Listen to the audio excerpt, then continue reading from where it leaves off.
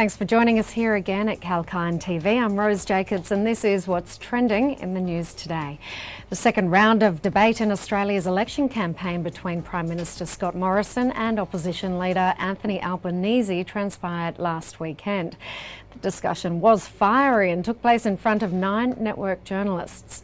As the country comes closer to the election day, May 21, let's glance at some of the key takeaway points from the Morrison and Albanese debate. The debate mostly revolved around essential subjects such as electricity prices, national security, cost of living, aged care and the Federal Integrity Commission.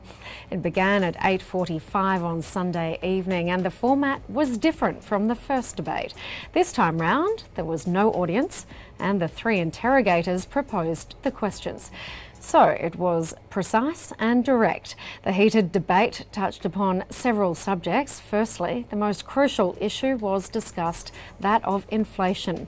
Albanese said his Labor Party would focus on increasing wages to combat rising prices.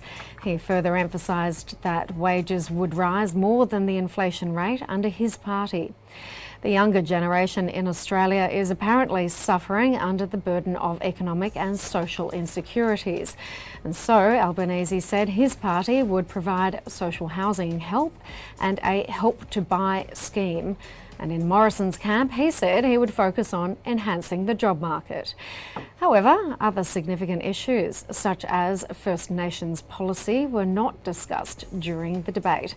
Neither was any importance given to Aboriginal and Torres Strait Islander people.